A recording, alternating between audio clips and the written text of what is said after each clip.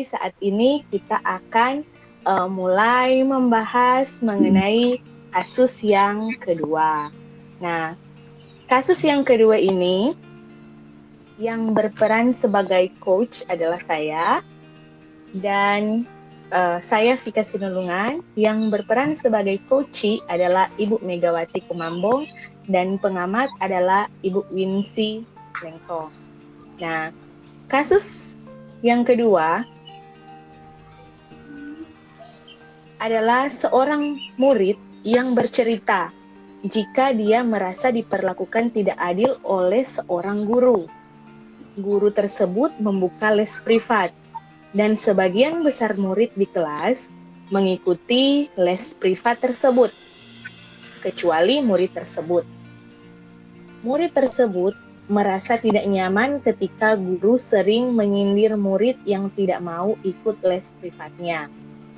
Bahkan, murid tersebut juga merasa bahwa nilai yang diberikan pun tidak adil. Para murid yang mengikuti les guru tersebut mendapatkan nilai yang lebih baik dari murid tersebut. Nah, bagaimana kita menanggapi masalah seperti ini dan akan kita bahas dalam proses coaching yang akan kita saksikan berikut ini. Nah, jadi ceritanya untuk kasus 2 ini berada di sekolah.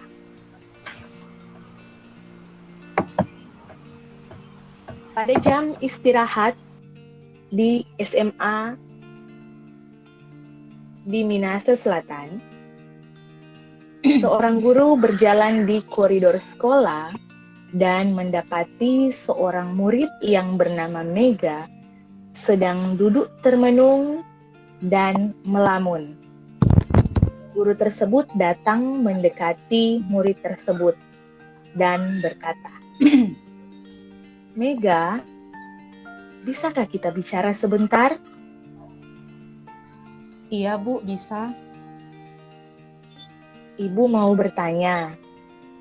Belakangan ini, Ibu sering melihat kamu duduk termenung, sendiri, dan melamun.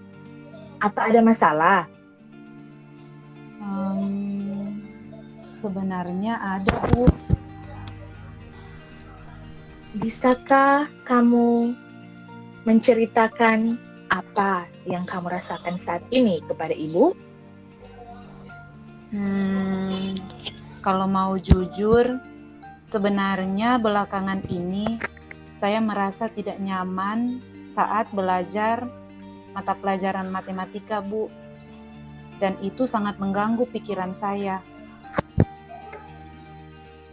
Kira-kira apa yang bisa Ibu bantu?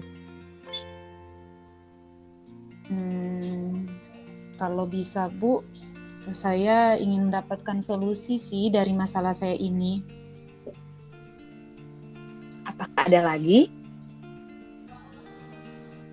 Karena saya merasa tidak nyaman dalam pembelajaran ini, nilai saya belakangan ini tidak optimal. Mungkin saya harus memperbaiki cara belajar saya, Bu. Oh, baiklah. Tapi bisakah kamu ceritakan hal apa yang membuat kamu merasa tidak nyaman ketika belajar mata pelajaran matematika? Sebenarnya sih, Bu, saya bingung mau menceritakannya ini.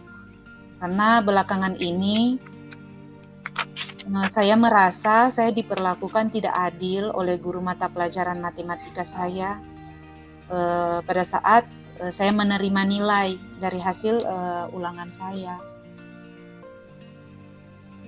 Apa yang membuat kamu merasa tidak adil dari guru tersebut? Begini, Bu, guru saya itu membuka les privat dan sebagian besar teman-teman saya di kelas mengikuti les itu, kecuali saya dan ada beberapa teman lain. Oh, seperti itu. Lalu, Apa yang membuatmu merasa tidak adil dengan gurumu yang membuka les privat itu? Saya merasa nilai yang diberikan itu tidak adil, Bu.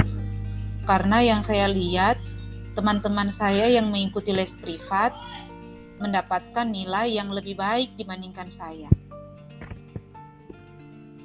Oh, begitu rupanya. Ibu mulai paham sekarang. Selain itu, selain nilai ulangan yang kamu dapatkan, apakah ada hal lain lagi yang membuat kamu merasa tidak nyaman belajar pelajaran matematika? Saya juga sebenarnya merasa tidak nyaman, Bu, ketika di kelas. Menurut saya guru menyindir saya karena tidak mengikuti les. Menyindir? Sindiran seperti apa yang diberikan guru tersebut? Guru itu berkata bahwa murid-murid dapat mengikuti les privat jika mempunyai kesulitan belajar. Nah, sedangkan saya tidak ikut, Bu. Lalu, apa yang menjadi beban pikiran Mega ketika mendengar guru tersebut berkata seperti itu kepada Mega? Saya merasa guru itu menyindir saya, Bu, karena saya tidak mengikuti les. Oh, begitu rupanya.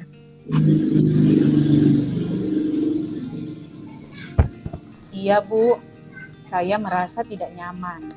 Saya berpikir jika teman-teman saya mendapat nilai yang lebih baik dari saya karena mereka itu mengikuti les privat. Selama ini, kalau Ibu boleh tahu ya, apa yang Mega lakukan untuk mengobati rasa ingin tahu yang ada pada diri Mega? Karena saya tidak mengikuti les privat, saya sering bertanya kepada teman-teman yang mengikuti les, Bu. Lalu, respon teman-teman Mega seperti apa? Apa yang mereka katakan kepada Mega? Mereka bilang mereka lebih paham dengan penyelesaian soal-soal kalau mereka mengikuti les privat. Karena pada saat les privat, mereka dilatih dengan berbagai macam jenis soal, Bu. Nah, sekarang Ibu mau tanya kepada Mega. Dari diri Mega sendiri, apa yang ingin Mega lakukan? Sebenarnya sih, Bu, saya berencana untuk menemui guru saya itu untuk mungkin mengkonfirmasi dugaan saya tentang nilai saya yang lebih rendah dengan teman-teman yang lain yang mengikuti les, Bu. Nah, itu ide yang bagus. Tapi kenapa tidak Mega lakukan? Saya masih ragu, Bu. Saya juga takut nanti dimarahi oleh guru saya itu. Apakah sebelumnya guru itu sudah pernah memarahi Mega? Tidak sih, Bu. Terus, kenapa kamu tidak coba untuk bertanya? Benar ya kata Ibu. Seharusnya saya mencoba untuk menemui guru saya dan menanyakan hal itu agar saya bisa mendapatkan jawaban yang pasti. Jangan-jangan dugaan saya itu salah, Bu. Nah, bagus kamu berpikir seperti itu. Nah, sekarang setelah kamu bertemu dengan guru tersebut, apa yang ingin kamu sampaikan?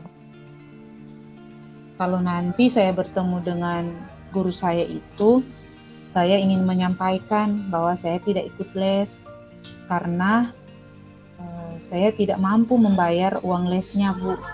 Dan saya juga ingin bertanya, apakah jika saya tidak ikut les, itu mempengaruhi nilai saya, sehingga saya mendapat nilai yang rendah.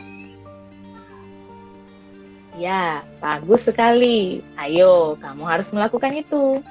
Nah, selain itu, Ibu ingin tahu, kekuatan apa sih yang ada dalam diri Mega, sehingga Mega merasa yakin walaupun tidak mengikuti les, nilai Mega bisa tetap bagus. Kalau menurut saya, Bu, kekuatan atau kelebihan yang saya miliki, saya orangnya suka belajar, Bu. Saya selalu mengulang apa yang telah saya pelajari di sekolah ketika saya tiba di rumah. Catatan saya rapi, apa yang disampaikan oleh guru, pelajaran yang ditulis di papan, saya tulis semuanya, Bu. Saya juga rajin menonton video pembelajaran di YouTube untuk menambah pengetahuan saya jika ada yang belum saya mengerti dengan baik. Tapi memang sejak awal pandemi ini, waktu belajar saya agak berkurang, karena saya harus membantu orang tua saya untuk berjualan dagangan mereka, karena orang tua saya kehilangan pekerjaan. Jadi terpaksa harus berjualan, Bu. Oh, seperti itu ya. Ternyata ada hal yang menyebabkan sampai Mega juga seperti itu. Nah, apakah hal tersebut yang saat Mega membantu orang tua berjualan itu menurut Mega mempengaruhi waktu belajar Mega? Kalau menurut saya sih, Bu, memang berpengaruh. Karena kalau dari segi suka belajar, saya tetap suka belajar, Bu. Tapi mungkin memang waktu belajar saya yang agak berkurang, Bu. Nah, coba Mega pikirkan kembali tentang nilai yang Mega dapatkan belakangan ini. Apakah juga disebabkan oleh kurangnya waktu untuk belajar atau mungkin ada hal-hal yang lain?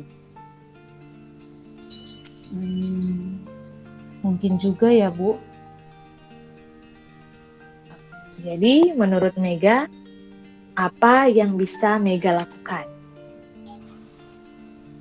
Kalau mengikuti les, mungkin tidak bisa. Karena saya tidak punya uang untuk bayar les.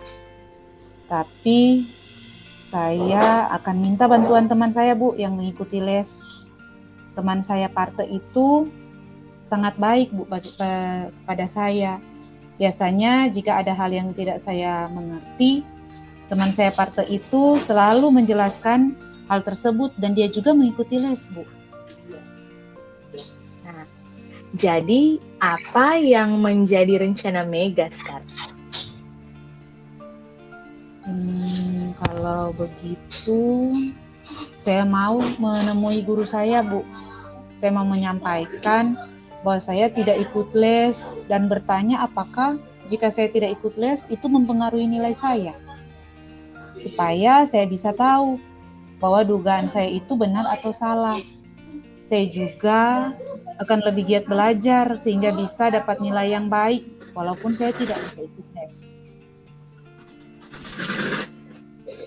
Ya, rencana yang sangat baik. Ibu sangat setuju dengan rencana kamu itu. Lalu, apa yang akan kamu lakukan untuk menjalankan rencana kamu ini? Kalau begitu, besok pagi saya akan menemui guru saya, Bu. Saya akan juga belajar lebih giat lagi.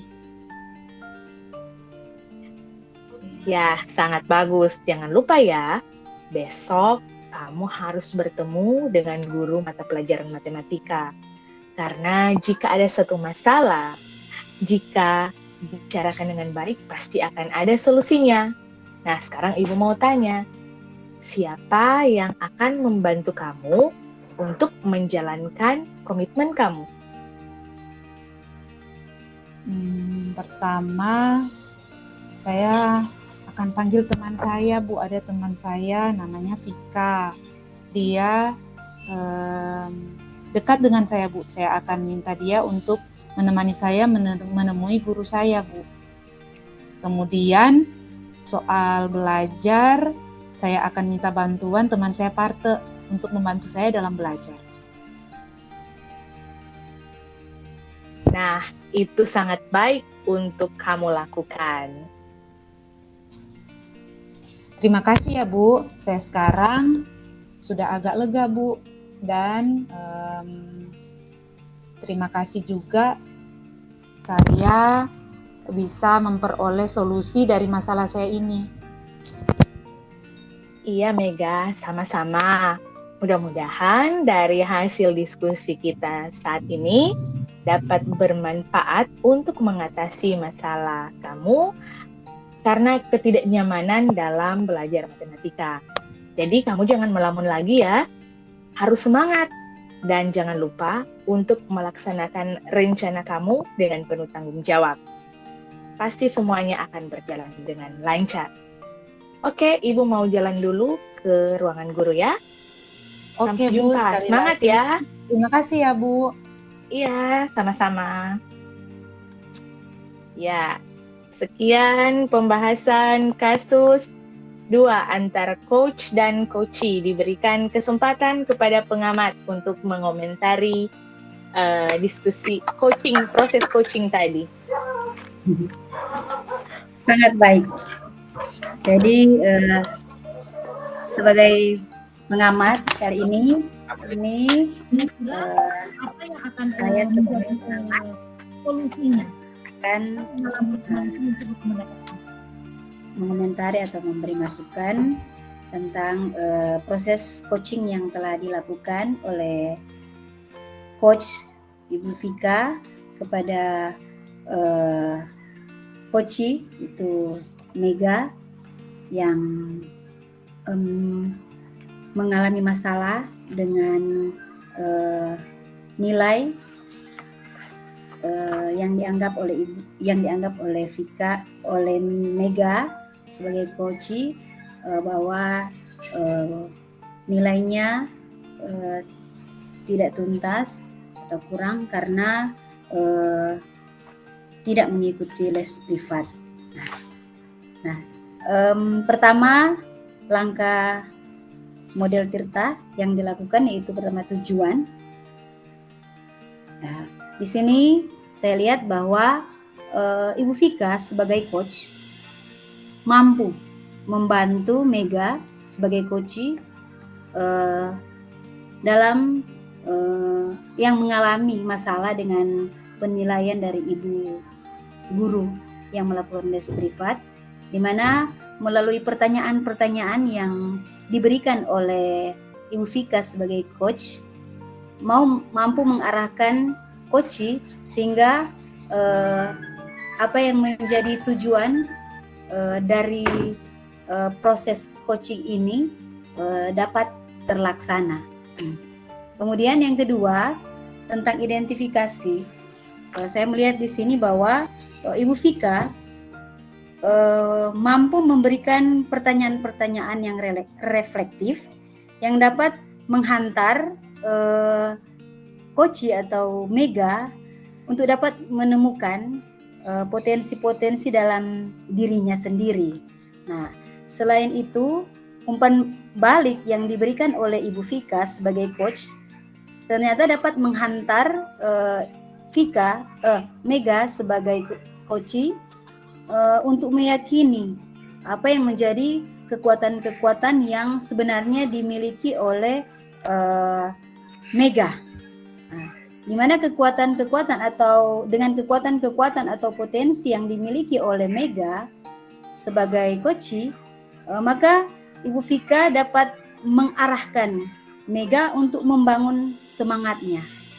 Ya, jadi di sini kita lihat bahwa dengan pertanyaan-pertanyaan tadi, di mana Ibu Vika mengarahkan Ibu Vika mengarahkan Mega untuk menggali apa yang menjadi potensinya, sehingga ketika Mega menyampaikan potensi-potensi yang dia miliki, maka kemudian di sini peran dari Ibu Vika memberi atau mengarahkan Mega untuk dapat membangun semangatnya untuk belajar. Ya. Nah, kenapa agar Mega tidak berpikir bahwa yang menyebabkan nilainya kurang atau nilainya rendah itu adalah karena tidak ikut les privat. Jadi di sini Ibu Vika dapat memberikan pertanyaan-pertanyaan reflektif yang mampu membangun kekuatan dan juga tentunya memberi semangat kepada Mega sebagai coach untuk dapat tidak berpikir bahwa yang menyebabkan nilainya rendah itu adalah dari guru les, ya. Jadi ibu yang melaksanakan les privat. Kemudian tentang rencana aksi, yang saya lihat di sini bahwa Ibu Vika juga mampu memberikan pertanyaan-pertanyaan yang dapat mengarahkan Mega sebagai coach untuk melakukan apa yang harus dia lakukan sebagai rencana aksi dalam mengatasi persoalan yang dialami oleh Mega tadi sebagai coach. Jadi dari pertanyaan-pertanyaan yang diberikan oleh Ibu Vika, Ibu Mega pada akhirnya mau untuk menemui ibu yang melaksanakan les privat dan mau selain itu juga mau berusaha mencari teman yang dapat membantu dia serta lebih membangun potensi yang ada di dalam dirinya, belajar dengan giat seperti yang sudah dikatakan oleh Mega tadi. Kemudian tentang tanggung jawab. Dari apa yang diperankan tadi oleh Ibu Vika dan Mega, maka dilihat di sini bahwa Ibu Vika memberikan juga, jadi tetap memberikan pertanyaan-pertanyaan serta umpan balik tentang komitmen dari coach atau Mega untuk bisa melakukan aksinya ini secara